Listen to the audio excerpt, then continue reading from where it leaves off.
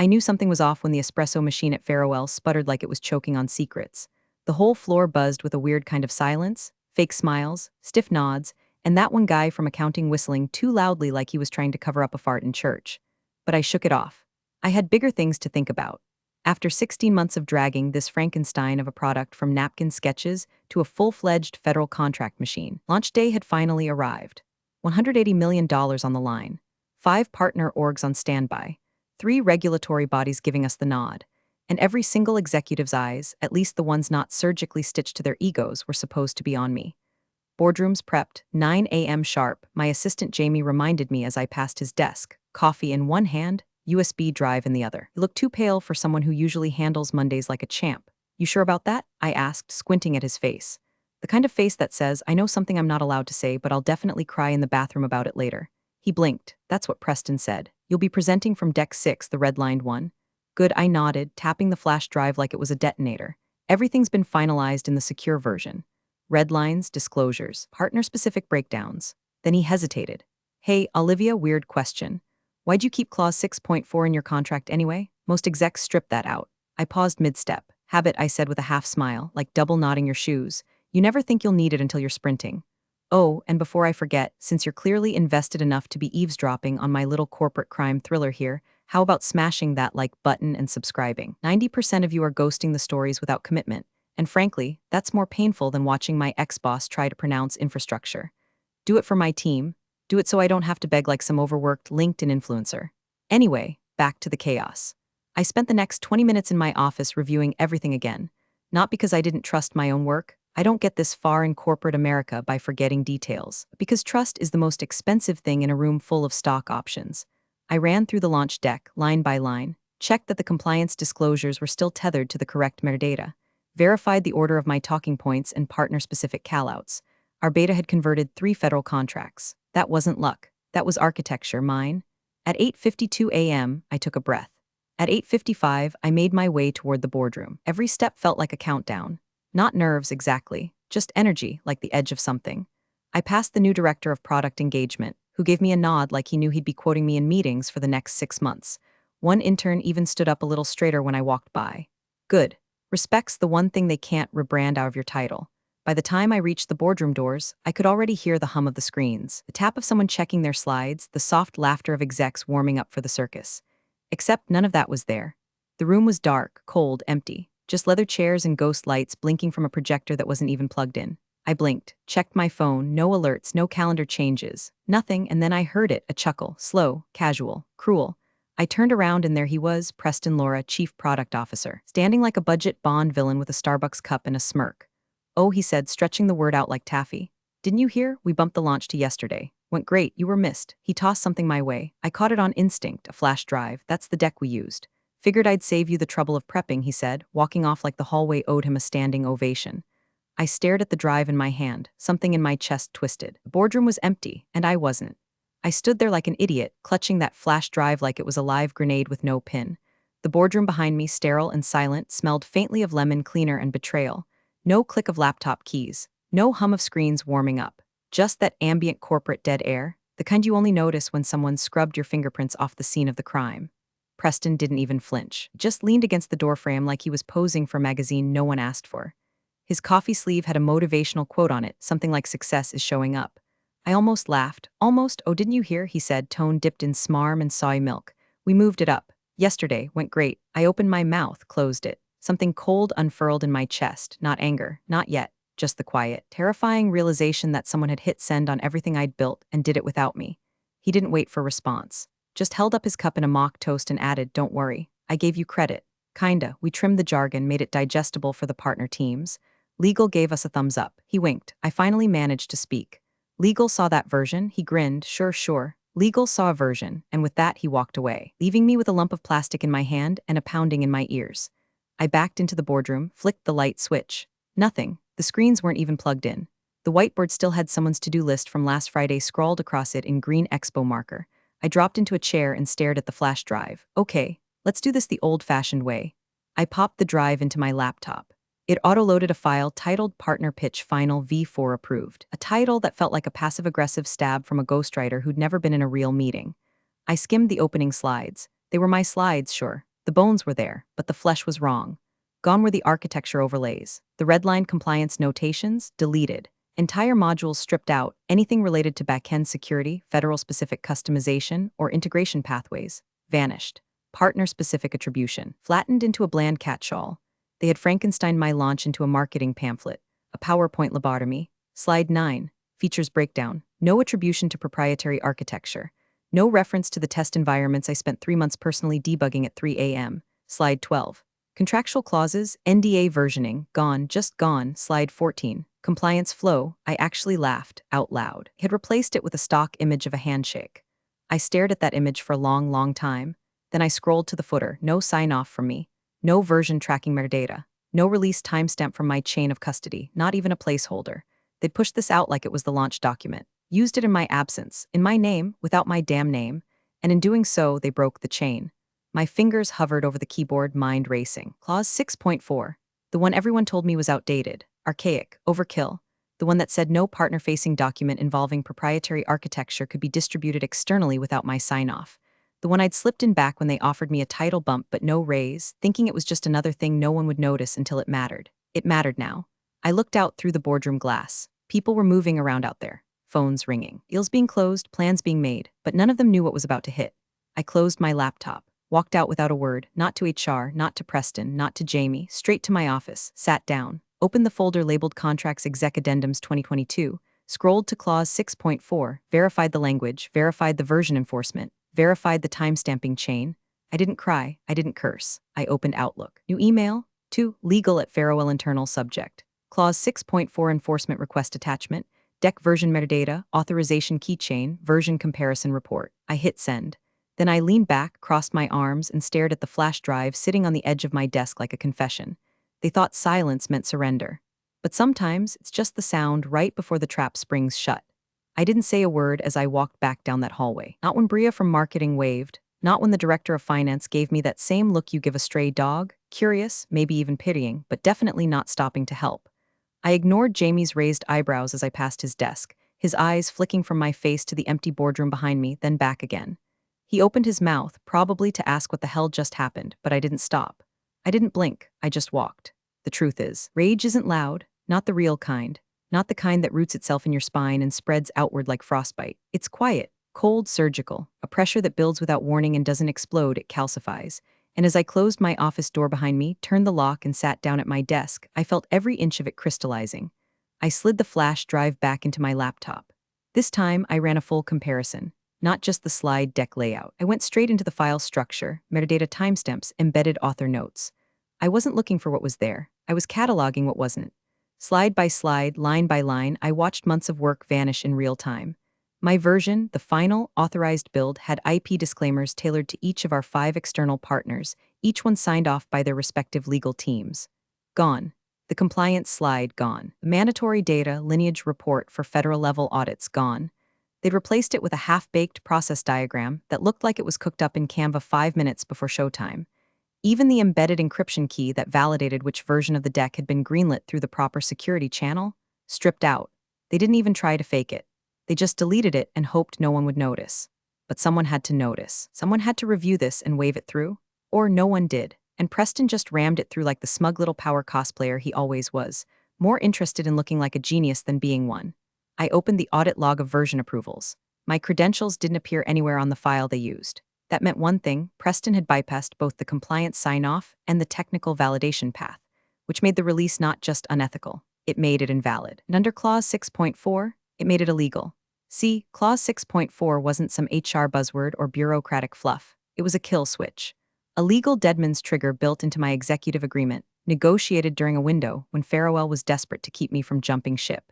It gave me final control over the public release of any asset tied to the proprietary systems I architected.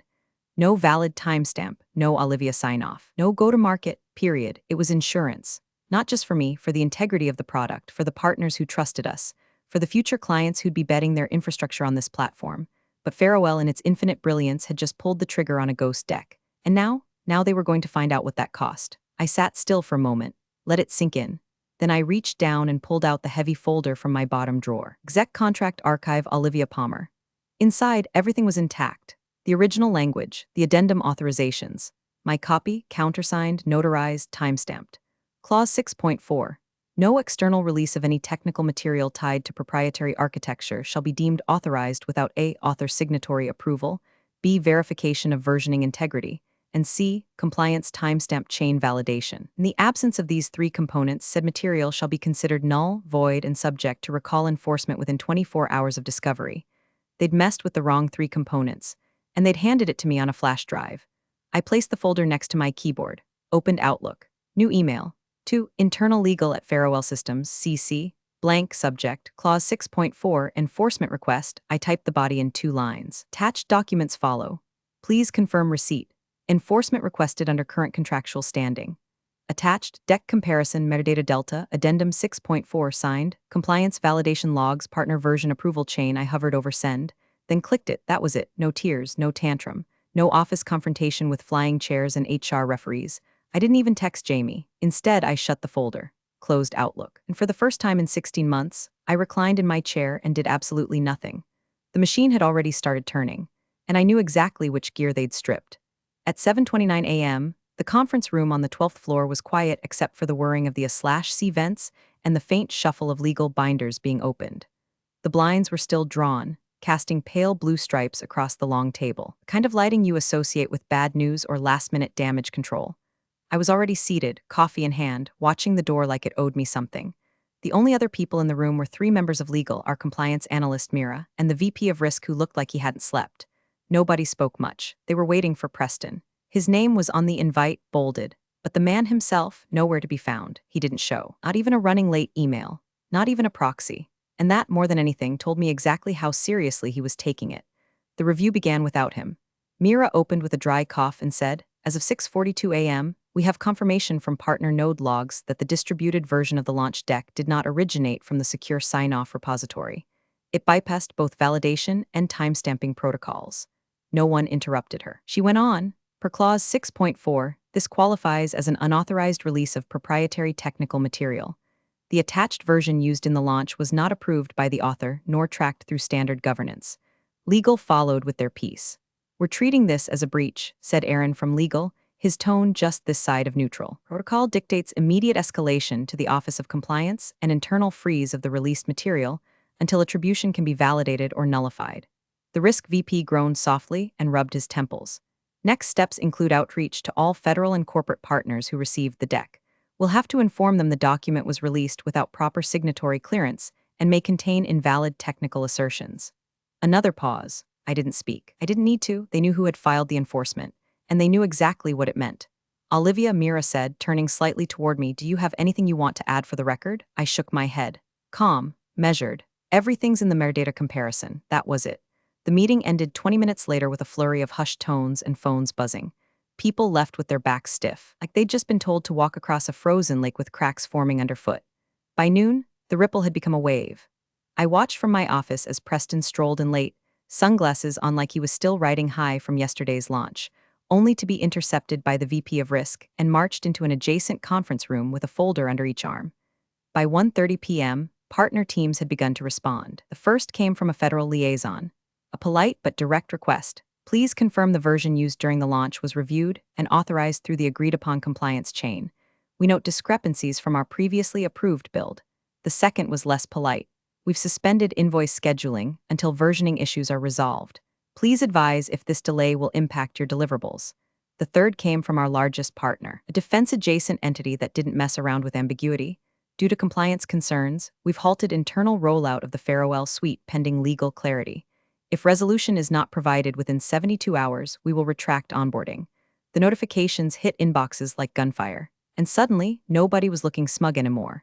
People started poking their heads into my office. Soft knocks, awkward smiles, questions they didn't really want answers to. I gave them nothing. Silence was my seatbelt now. Buckled in, steady, watching the wreck from inside a steel cage of foresight. By 3:15 p.m., I went to refill my coffee. The break room was empty, save for Chief Counsel Harper pacing the hallway on his phone. He saw me, ended the call, and stepped forward. He looked like someone who just got told his parachute was decorative. You actually filed it, he said, half disbelieving, half impressed. I sipped my coffee and gave him the kind of nod that ends conversations before they start. You know what this means, he added, his voice quieter now. I did. It meant the launch had been a farce.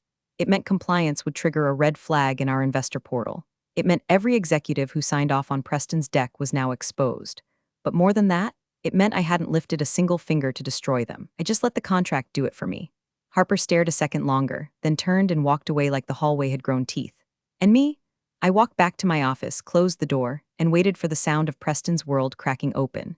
Preston waited until most of the floor cleared out for lunch before making his move. I saw his reflection in my office window before I heard him, shoulders puffed, smile tight, that same coffee cup in hand like it was a security blanket. He knocked once, then didn't wait for an answer. Hey, he said, drawing it out like we were college buddies who just bumped into each other at a tailgate instead of, whatever this was, you got a sec? I didn't bother looking up, just closed the report I'd been reading and swiveled my chair slowly toward him. I kept my face blank, neutral, just enough eye contact to let him know I was listening, not enough to suggest I cared. He took it as an opening. Okay, he said, stepping in, hands up like I might be mid-swing, so look, I get it, the launch got messy, but the deck's already out there. Partners loved it. We even got a nice write-up in Market Side this morning, gave you full credit, by the way. I tilted my head. Did I? His smile flickered. You're listed, he said, tone dipping into defensive. They used your title. They even mentioned your role in development. But not my content, I replied, voice calm, almost bored. Not my version, not my sign-off, and not my structure. He waved that off like I was being dramatic. Look, Olivia, the meat was still yours. We just dressed it differently. You know how these things go. Everyone edits. It's a team effort. I just stared at him. Didn't flinch. Didn't blink. There's a kind of silence that makes men like Preston sweat. It's not loud. Doesn't come with yelling or crying or legal threats shouted across a boardroom. It's the stillness of someone who knows exactly how deep you've buried your own body and is just waiting for the others to find the shovel.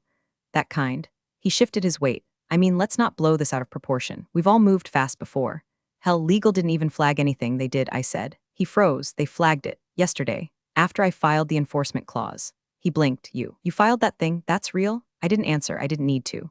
Preston made a weird sound in his throat, like a mix between a cough and a scoff. Okay, so what now? You gonna sue the company? Tank the whole launch? I stared at him a moment longer. Then calmly, I said, you already did. He opened his mouth, then closed it. The panic hadn't set in yet, not fully, but it was circling. He backed out with a tight smile and some half-muttered nonsense about looping back later. I turned back to my screen before the door even clicked shut. By 3:00 p.m., the CEO knew. How? No clue. Probably the investor call. Maybe the federal rollback. Maybe Harper finally decided it wasn't worth shielding Preston anymore. Either way, the elevator dinged, and suddenly the air got that weird, heavy texture it gets when someone 3 pay grades above you enters the room pretending they're not panicking. I caught a glimpse of the CEO through the glass, talking to HR, lips pursed like he was sucking on a lemon, one hand on his hip, the other jabbing toward the legal suite. At 3:12 p.m., my phone buzzed. Internal message from HR. We'd love to set up a mediation meeting to clear the air and find a path forward. We're confident this is all just a misunderstanding. We value you. I didn't reply. At 3:17 p.m., Legal's group inbox pinged everyone with a canned statement. No further comment at this time, which meant one thing: they'd lawyered up against themselves. At 4:02 p.m., Mira, the compliance officer, walked out with her plants in a cardboard box. No fuss, no tears, just straight down the hallway, eyes ahead, mouth set in that tight, miserable line of someone who'd warned them and been ignored. At 4:30 p.m., I went to grab tea from the break room and overheard Preston trying to be funny in front of the marketing team. Well, I guess we're in the market for a new launch strategist, he said, laughing too loud like he was trying to jump ahead of the story. No one laughed, not even the intern. They just stared at him, then at me, then looked away. He caught my eye on the way out and smiled like he still thought this was chess and not a demolition derby. Crazy day, huh? He said, winking. I took a sip of tea. You should probably update your resume. The color drained from his face so fast it was almost art. I left him standing there in that silence he hated so much because it wasn't just uncomfortable anymore. It was coming. By Friday morning, the silence had metastasized. No more friendly nods. No more slack gifts. The floor had gone corpse cold, like someone had shut off the building's oxygen and nobody wanted to be the first to gasp. Conversations halted when I passed by, not out of malice but self-preservation. It was like being radioactive. Everyone could feel the fallout coming. No one wanted to stand too close when the alarms started blaring. And then they did. At 9:06 a.m., an email hit the company-wide finance distribution list from a federal agency. Subject line: Payment hold notification contract line item #3487FER. We are temporarily pausing disbursement on all outstanding Farewell invoices pending clarification of signatory protocol related to launch documentation received October 2nd. I watched Jamie read it at his desk. His lips moved as he reread it twice, then his eyes slowly lifted to meet mine. He didn't say a word, just nodded. He got it now. At 9:21 a.m., another message came in. This one from a procurement liaison at a major healthcare tech partner. Hi team, we're reviewing the technical attribution slides included in your recent deck. There appear to be discrepancies compared to our previously approved build. Can you confirm which individual had final editorial control over the version shared with us? And the third blow landed at 10:17 a.m. NDA renewal for Q4 deliverables has been canceled by request of legal oversight. We've been advised to reassess all third-party material associated with Farewell's October 2nd launch. Please consider this our formal withdrawal from contract extension discussions. It wasn't even lunchtime, and 3 of our top 5 strategic partners were either frozen, spooked, or halfway out the door. All it took was a little sunlight and a little silence. 11 o'clock a.m., the floor was in full damage control mode. Preston stopped pretending. He was sweating visibly now, actual pit stains cutting through his casual Friday button-down. He shuffled between legal and partnerships like a man trying to defuse a bomb with oven mitts. I caught him in the hallway outside the CEO's glass office. He didn't speak this time. Just looked at me with the eyes of a man who realized the lock he picked was connected to a landmine. Inside the office, the CEO was mid-sentence when the director of partnerships, Cam Whitaker, tall guy, always carried a Yeti mug like it was a badge of honor, slammed the door shut behind him. I couldn't hear everything, but his voice carried. You told me Olivia was consulted, he snapped. You guaranteed it. I put my name on that contract. I told them this was locked and clean and federally compliant. A pause, then louder. She wasn't even in the damn room. I couldn't see the CEO's face, but I saw his fingers twitching against the desk like he was trying to summon some kind of corporate genie that only appeared for rich men in suits. Spoiler, no one was coming. At 11:35 a.m., the CEO tried calling me. I let it ring. Twice. No voicemail, no response. Then again at 12:10 p.m. Still nothing. My silence wasn't tactical at that point, it was spiritual. Like I'd gone full zen while the rest of them clawed their way toward the surface, mouths full of water, not realizing I was the one holding the drain plug. The real panic didn't bloom until legal told the exec team what they couldn't say. No statement, Harper had told them, voice clipped and exhausted. Not until we confirm the extent of exposure. Translation, you don't even know how deep you're buried yet, so shut up before you dig further. By 2 o'clock p.m., I saw Preston hunched over in the micro kitchen, stirring his coffee with a plastic knife, because apparently even the spoons didn't want to be associated with him. He looked like a man freshly introduced to consequences. Not fear exactly, he wasn't smart enough for that yet, but something close. Like his world had been spinning on a lie so long he forgot gravity still applied. Across the floor, conversations started changing tone. Nobody asked me questions anymore, they just watched. Like I had grown horns or wings, they weren't sure which. But they knew one thing for certain, I wasn't just the person who built the launch. I was the person who could kill it. The internal review was scheduled for 8:30 a.m., but people started filing into the glass-walled conference room by 8:10, clutching notebooks like flotation devices and whispering in the kind of anxious tones you usually hear in hospitals or courtrooms. Nobody brought muffins. No one dared joke. The scent of expensive cologne clashed awkwardly with the stale fear of being caught complicit. I wasn't there, didn't need to be. Everything that mattered was already in the documents. Harper, Farewell's general counsel, sat at the head of the table. His face, normally impassive, had taken on the taut expression of someone who'd been up all night preparing a statement he knew would detonate careers. His tie was crooked. His shirt sleeves rolled to the elbow. No performative corporate pageantry today. This was trench warfare. The first 10 minutes were a swirl of nervous throat clears, jargon-laced diversions, and a last-ditch attempt by Preston to spin the launch as accelerated innovation alignment. I heard that phrase later from Jamie, who sat 2 doors down and could hear every syllable through the glass. Olivia was looped in, Preston insisted, louder now, voice high and defensive. She had access to the draft folders. I mean, maybe she didn't reply, but she was copied. Harper didn't raise his voice. He didn't have to. The timestamped version she approved, he said flatly, differs from what was released. Silence. Then a few paper shuffles. Someone coughed. Clause 6.4, Harper continued, was active and unaltered in her executive contract. The launch was conducted without authorized signatory approval. This constitutes a breach of internal compliance protocol, invalidates the document standing with federal partners, and exposes the company to potential legal liability. Preston blinked like he'd just been punched underwater. But, I mean, she's part of the team. This was a misunderstanding. A breakdown in communication. Olivia's not litigious. Harper didn't blink. She didn't sue Preston, she enforced. A new kind of quiet settled over the room. The kind that comes when the last light bulb finally flickers out. From what I was told later, Preston's mouth opened and closed 3 times, like he wanted to ask what that meant but already knew the answer and just couldn't bring himself to say it out loud. Then someone, probably from partnerships, asked the question everyone else was thinking. So, the launch is? What? Reversible, Harper sighed, a deep, tired exhale that carried months of ignored warnings. It's already been reversed. Federal partners have begun pulling materials. The content was unauthorized. Olivia filed the enforcement clause before the partners initiated withdrawal. Another voice. Why didn't anyone know? And that was the heart of it, wasn't it? They'd built an entire event around a lie that the woman who carried the backbone of the product had nodded, smiled, and co-signed the circus. But I never nodded, never smiled, and I sure as hell didn't co-sign. I had simply waited, and then signed the only thing that mattered. Outside that room, I sat at my desk, rereading a message from a federal compliance liaison. Thank you for your clarity and timeliness. Your enforcement notice allowed us to act proactively. If your availability allows, our office would like to discuss next phase solutions with you directly. I closed the message. On my other screen, Slack was pinging. Word had gotten out. Apparently, during the review meeting, someone had projected the full enforcement request on screen, my name in bold at the top, the metadata logs lined up in tidy, undeniable rows underneath. One by one, people saw it. A few even took screenshots. No one denied it now. Couldn't. Not after legal laid it bare. The launch was never Olivia's. And the lie, that thin, gaslight-flavored fog Preston had spread through half the company, was unraveling like cheap polyester in a hurricane. Later, when he passed by my office, he didn't stop. He didn't smile, didn't joke, just kept walking head down as if afraid I might speak his name and trigger another clause. He was right to be afraid. I wasn't angry anymore. I didn't need to be. I had already spoken. And the whole damn company heard it. By Monday morning, Farewell looked less like a tech firm and more like the losing end of a congressional hearing. The press release they'd posted just 4 days earlier, the one with the flashy headlines, buzzwords, and Preston's bloated quote about driving future-forward transformation, vanished from their site before sunrise.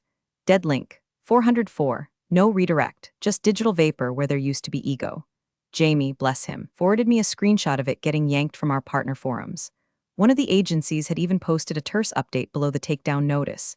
We have retracted co-branded launch material at the request of Farewell Systems pending internal resolution. That's corporate speak for, they screwed up and we're not going down with them. By 10 o'clock a.m., every partner site that had shared the launch deck, posted a blog, or uploaded a celebratory graphic had quietly scrubbed it, like the whole thing never happened. I saw cached versions still floating around in Google's shadow zones, but give it 48 hours and even those would be gone. Erased like an accident no one wanted to admit they were part of. The dominoes kept falling. An investor call was leaked, someone's assistant probably forgot to mute while streaming. The tone wasn't panicked. Not yet, but it was close. You could hear the CFO trying to contain it, voice tight, listing unforeseen compliance discrepancies like they were hiccups instead of a slow-motion explosion. By noon, he was on his second attempt to get to me. First came the formal outreach. We'd like to invite you to a closed-door conversation to ensure alignment and clarity regarding your concerns. This is not disciplinary, just a good faith discussion. I didn't reply. An hour later, a personal message, Olivia. I understand things have gotten complicated, but we need to talk. One-on-one, please just give me 10 minutes. Back channel, off record, delete, no response. I'd said what I needed to say with a timestamp, a signature, and a clause so clean it was practically bulletproof. They didn't want to talk to me. They wanted to negotiate with a ghost, but I wasn't dead. I was just done.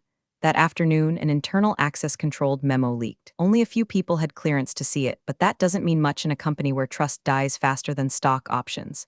The memo confirmed it. My executive agreement included a retention clause with full indemnity protection. Meaning, I couldn't be blamed, I couldn't be billed, and I couldn't be touched, not without turning the breach into a second lawsuit before the first one even cooled. I read that line 3 times just to savor it. By 4 o'clock p.m., someone on the HR team, probably bored, probably too new to realize their screen was visible, accidentally flashed the job listing dashboard in a shared Zoom call. Preston's role was posted. They didn't even use his title. Just executive product lead, temporary backfill pending Q1 review. No photo, no flair. Just corporate death in Helvetica. Jamie messaged me a minute later. Guess they found a spoon for him after all. Hope it's plastic. I didn't respond. I didn't smile, because this part wasn't about me anymore. It was about the machine stalling, grinding, choking on its own arrogance. Every team that once parroted Preston's launch language was now rewriting their decks. Every VP who once invited him to panels was quietly scrubbing his name from LinkedIn posts. Every call he tried to schedule got pushed to next week indefinitely. His kingdom wasn't crumbling, it was being forgotten. And as for me, I didn't answer their calls. I didn't join the emergency Zoom. I didn't show up to the offsite mediation roundtable. My calendar said oh, and no one dared challenge it. That was my final act at Farewell. Not an email, not a resignation. Just absence, deliberate, echoing. I built an empire on stolen scaffolding and called it leadership. I let it collapse without lifting a finger. And when the dust settled, I wasn't there to sweep it up. The next time anyone at Farewell saw me, I was stepping out of a black sedan in front of Valor Path Solutions, a lean, quietly powerful firm tucked into a nondescript glass building across town. No PR campaign. No LinkedIn announcement with confetti graphics and a generic quote about new beginnings. Just me, walking calmly into their lobby with a leather folder under one arm, wearing the kind of stillness that makes lawyers sweat and VCs whisper. Valor Path wasn't flashy. They didn't need to be. They specialized in post-catastrophe recovery, sweeping up after messy launches, failed federal integrations, botched compliance disasters. Exactly the kind of work I never wanted to do, until Farewell made it personal. They cleared a conference room for me. No onboarding slideshow, no rehearsed welcome. Just a dotted line at the bottom of a short, brutal contract, Chief Strategy Officer, Federal Infrastructure Division, full autonomy, no filtration. I signed it with the same pen I'd used to countersign Clause 6.42 years earlier. It felt like symmetry.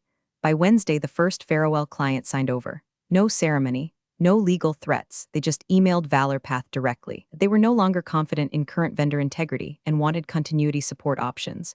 We offered them something better. By Friday, it was 5 clients, 3 federal, 2 private sector. All of them previously locked into long-term Farewell contracts. All of them using my architecture. All of them citing loss of primary strategist trust as their reason for exit. It wasn't a mass exodus. It was a correction. Valor Path didn't ask questions. They didn't need to. The product spoke for itself. And I wasn't here to gloat. I was here to build something that worked again, but this time with the keys in my own damn hand. I never spoke to Preston again. Didn't need to. The last whisper I heard was that he'd taken some strategic sabbatical to reassess personal alignment with innovation culture. Translation: Farewell couldn't fire him outright without admitting fault, so they shipped him off like expired yogurt and hoped no one noticed the smell. But people noticed. Even from Valor Path, I could see the shift. Partners who'd once fought over naming rights on the launch were now requesting private meetings with me under different flags. Agencies that ignored my emails 6 months ago were now quoting my exact phrasing in compliance decks. I wasn't rising. I'd already risen. They were just now looking up. Late Friday evening, my phone buzzed with a number I half recognized. It was one of Farewell's VPs, the kind who used to end every meeting with a fist bump and a vague promise to circle back offline. The text read, "Why didn't you say anything?" I let the message hang there for a moment, watched the dots pop up like he was trying to follow it with more spin. He didn't. The dots vanished. I typed back slowly. No punctuation, no emoji. Because next time you'll ask who built the floor before you start dancing on the table, I hit send and set the phone face down on my desk. No reply. Didn't expect one. I looked out the window at the city blinking beneath me, glass towers, cranes, boardrooms filling with people who still thought vision came from volume. They were wrong. It came from silence, from clarity, from knowing when to let the building fall and when to start laying your own foundation. I didn't burn Farewell to the ground. I just refused to hold it up anymore. And it crumbled like it always would have once the architect walked away. Big thanks for watching, you sneaky seniors. Subscribe to keep the coffee pot brewing revenge. Your ex-colleagues won't know what hit 'em.